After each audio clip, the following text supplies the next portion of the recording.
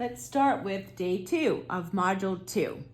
Begin at relating velocity, acceleration, and displacement on page 39 and stop after doing on your own question 2.2 on page 43.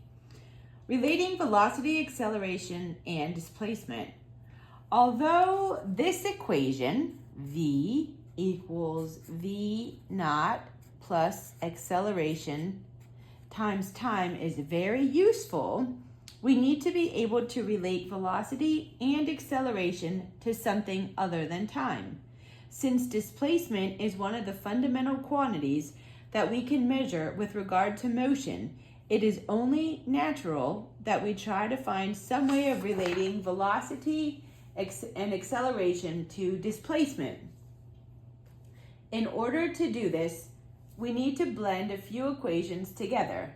We start with our definition of average velocity. So average velocity equals delta x over delta t.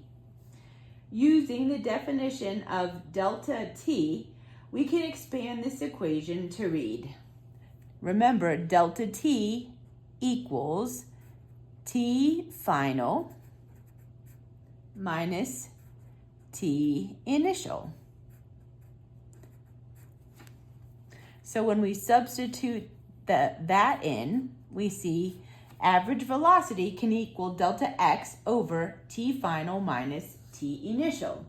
Now, just as we did in the previous derivation, we're going to assume that our timing clock starts whenever the problem starts, which allows us to say that the initial value of time is 0.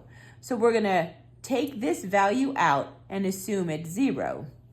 So that makes it even simpler. So we have delta x over t final.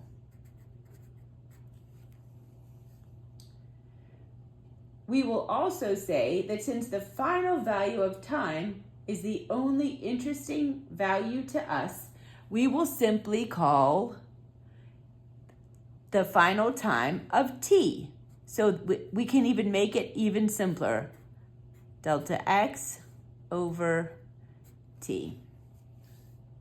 So, writing it again, we have the average velocity is delta x over t. Now we need to bring in another equation. Remember that according to our discussion in the first module, the velocity calculated with this equation right here is the average velocity. That equation can only give us the instantaneous velocity if this delta t is infinitesimally small. Since we cannot really measure an infinitesimally small delta t, and since this equation comes from this equation, this one can only give us the average velocity as well. Well, if you think about it then, there is another way that we can calculate the average velocity.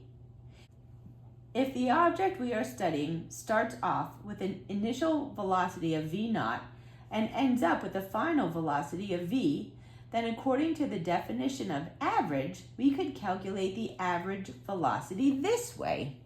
So let's start over here with a new equation.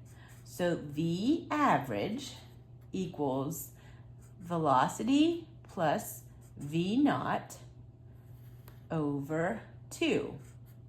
Anytime you average two things together, you can add them and then divide by 2. Since the velocity calculated with this equation is the same as the velocity calculated with this equation, we can use the right side of this equation and substitute it in for the left side of this equation. So all that's saying is v average is the same as v average up here. So we can simplify that by saying delta x over t equals v plus v naught over 2. And now we have this new equation. Now we will rearrange this equation to solve for t. So to solve for t, we need to multiply both sides by t and multiply both sides by 2 and then divide by v plus v0. So we have 2 times delta x equals t times v plus v naught. So then t equals 2 times delta x over v plus v naught. So now we just rearranged everything and we solved for t. Believe it or not, we're still not done yet. We have one more important equation to use, the definition of acceleration. All right, so we know acceleration equals the change in velocity over the change in time. Using the same assumptions that we did the last time we get A equals V, which is V final, minus V initial, which is V naught, over T. Now, we're going to take this equation and solve it for T. So we'll multiply both sides by T and divide by A. So we'll get T A equals V minus V naught, or T equals V minus V naught over acceleration. Look what we have now. So we have this time equaling V minus V naught over A, and we also have this time equaling 2 times delta x over V plus V naught. So let's let the time equal each other. So let's say 2 delta x over V plus V naught equals V minus V naught over A. Using algebra to rearrange this equation gives you V squared equals V naught squared plus 2A times delta x. I'm going to put a box around that one. Just as I said after the last derivation, it's not all that important for you to have followed each and every step of what you just read. Indeed, as far as you could tell, there may have been no reason for some of the mathematical manipulations that I went through, and that's fine. The real point here is that I took 3 equations and blended them together to come up with a brand new equation that relates 4 variables which we had never related before. It relates velocity, initial velocity, final velocity, displacement, and acceleration. In the end, then, this equation is the only one that you really need to know and understand. Well, now that we've derived this equation, what good is it? Go ahead and study the following examples and you'll find out. We are going to jump to on your own 2.2 on page 43. A car has a maximum acceleration of 1.15 times 10 to the 4th miles per hour squared.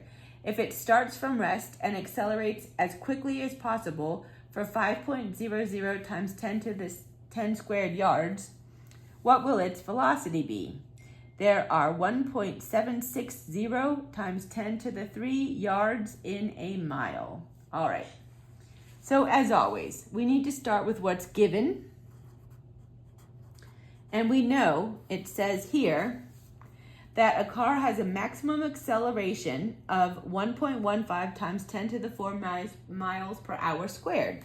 So let's go ahead and write that down. A equals 1.15 times 10 to the 4 miles per hour squared. If it starts from rest, so that already tells us that V naught or V initial is 0 because it started from rest, and accelerates as quickly as possible for 5.00 times 10 to 10 squared yards. So automatically now we even know what our delta x is. and that is 5.00 times 10 to the second yards. Now, as I'm writing this, something should really just jump out at you right away, or at least make you pay attention. So we have miles here, and we have yards here. So at some point, we're going to have to figure out what we want to use. Now, it tells us, hey, there are 1.760 times 10 to the third yards in a mile. So that's probably the conversion that we should start out with. So let's go ahead and do that. 5.00 times 10 to the second yards over 1 times 1.760 times 10 to the third yards over 1 mile. The yards are going to cancel out. We're going to be left with a mile. The answer is 0.28400909 ... We already know that that's way too many significant figures, so we have to figure out what's the right amount. So here we have 1, 2, 3 significant figures. Here we have 1, 2, 3, 4 significant figures. Now, because it is a multiplication, we're only going to use 3. So the answer is 3 significant figures. So the answer is 0.284 miles. And actually, this is a definition, so I didn't even need to count this. This could never be the limiting number. It has an infinite number of significant figures. So the answer would still only have 3 significant figures right here. 1, 2, 3. So the answer is 0.284 miles. All right. Now, let's go back to the question. What are we trying to figure out? What will its velocity be? So we're unknown that we're trying to figure out is going to be V final or V. All right, so let's get another sheet of paper. So let's figure out the equation that we need to use, and it is our new equation. V squared equals V naught squared plus 2 times A times delta X. So final velocity, V squared, we don't know what that is, so we're just gonna leave that like that. V naught or V initial squared was 0, so 0 squared, 0. Plus 2 times the acceleration, 1.15, times 10 to the 4th miles per hour squared, times delta x, which is 0.284 miles.